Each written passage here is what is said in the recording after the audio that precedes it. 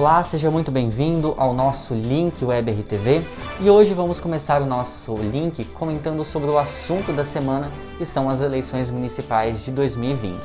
Para isso, vamos te explicar como é que vai funcionar o passo a passo da eleição em um momento tão complicado quanto o nosso, que é o de pandemia aqui no nosso Brasil. Vamos lá então?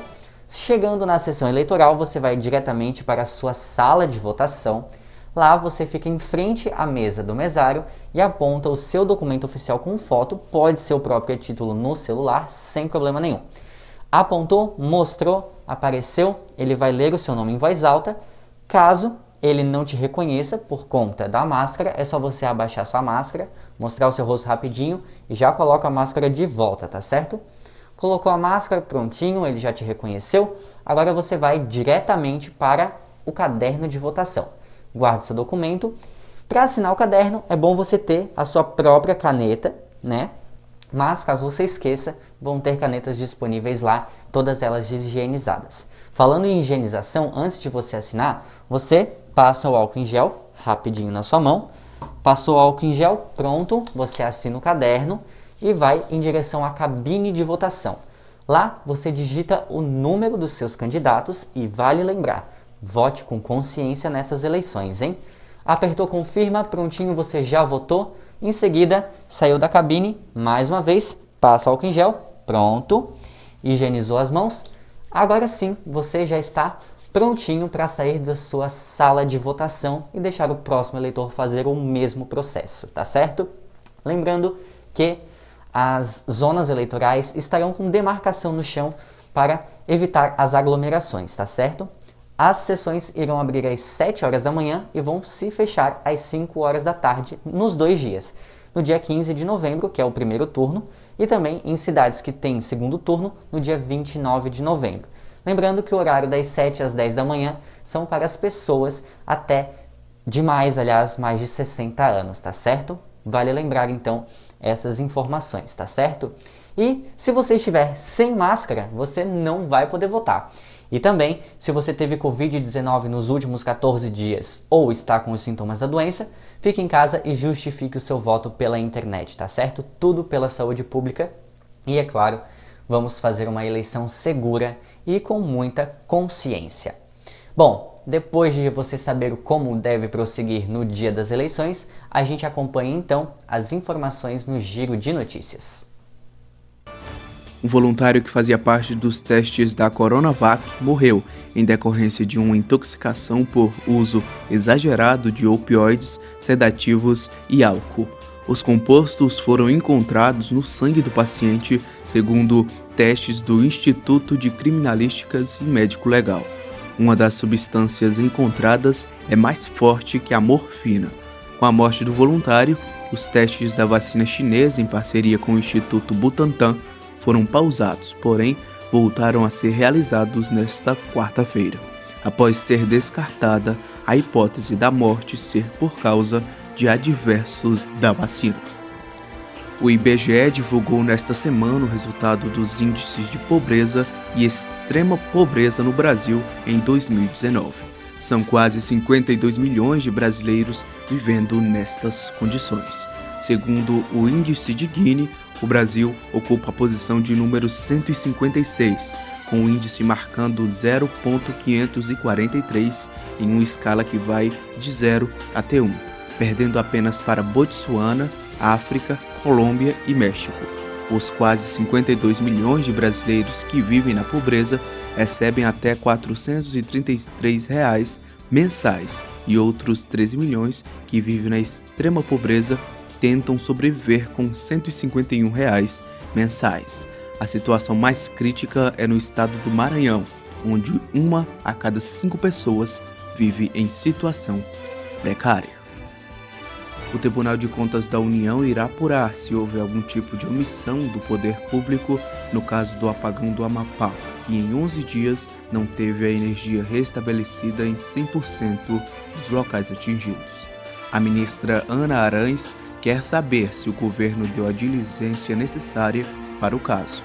O próprio governo admitiu que um dos 3 transformadores que serviria de backup estava em manutenção desde dezembro e que a subestação de Macapá constituiu de um elemento frágil e importante, ressaltando que a interligação do Estado se tem por meio de uma linha de transmissão.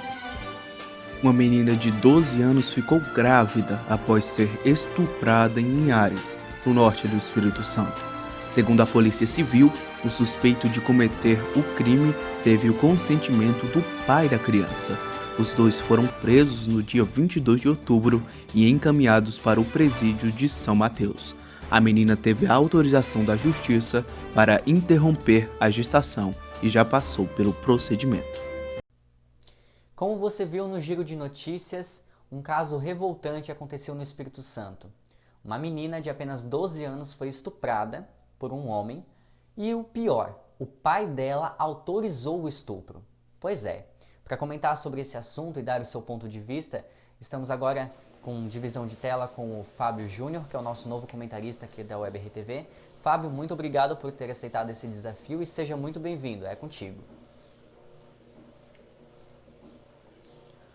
Olá Rubens, um abraço para você, um abraço para todos que nos acompanham aqui na WebRTV, um abraço para vocês, telespectadores, amigos, companheiros.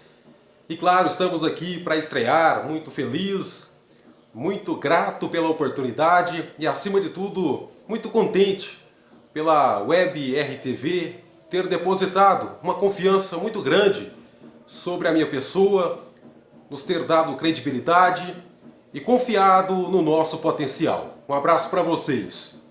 Olha, o meu papel aqui é de comentarista. Toda semana estaremos falando sobre fatos que marcaram a semana, sobre assuntos que repercutiram na mídia e, claro, também será destaque aqui no nosso link web, apresentado e muito bem apresentado, diga-se de passagem, pelo nosso grande amigo, nobre jornalista Rubens Felipe.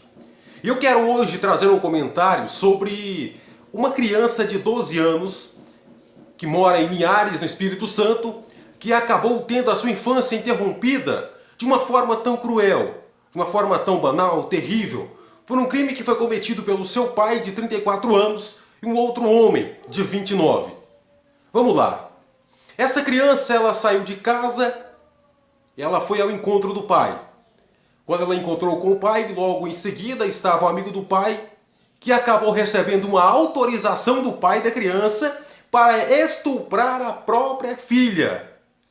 Peraí, o pai deu autorização para o homem estuprar a filha? Você ouviu bem. O homem estuprou a menina de 12 anos, a criança, e ela acabou engravidando.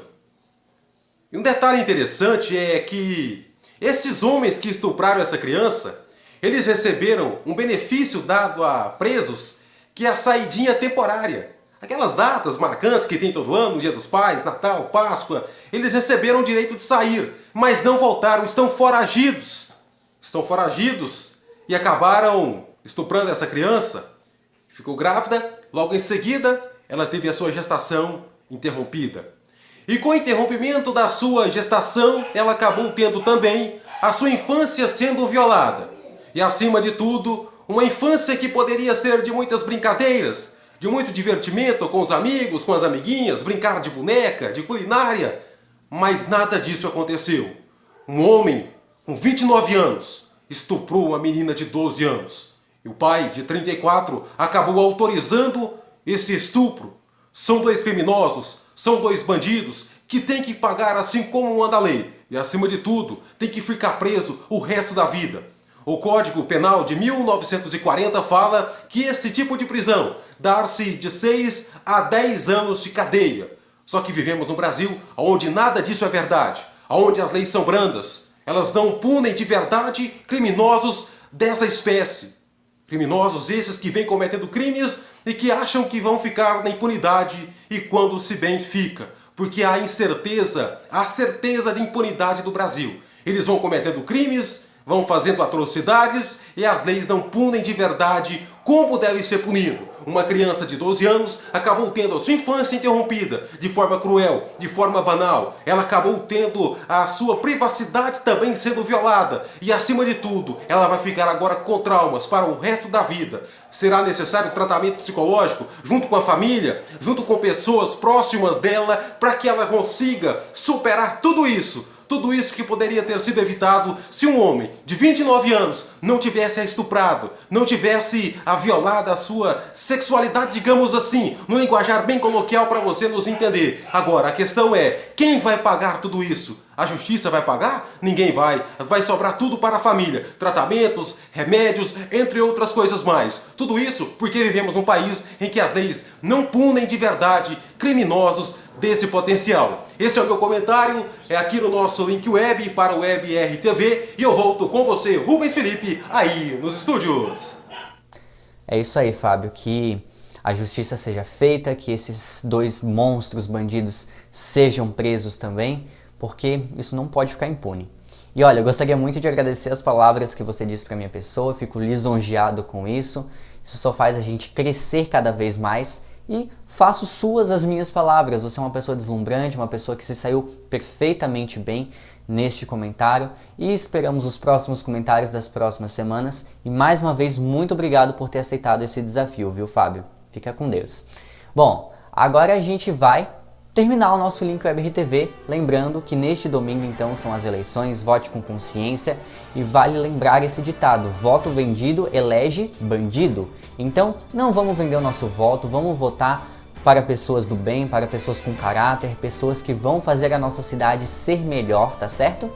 E mais uma coisa que eu gostaria de dizer para você, na segunda-feira a gente vai vir com flashes na nossa programação para falar sobre os resultados das eleições no Brasil, tá certo? A todos então, um bom final de semana e a gente volta a se encontrar na próxima. O Web RTV, a conexão nos move. Tchau, tchau!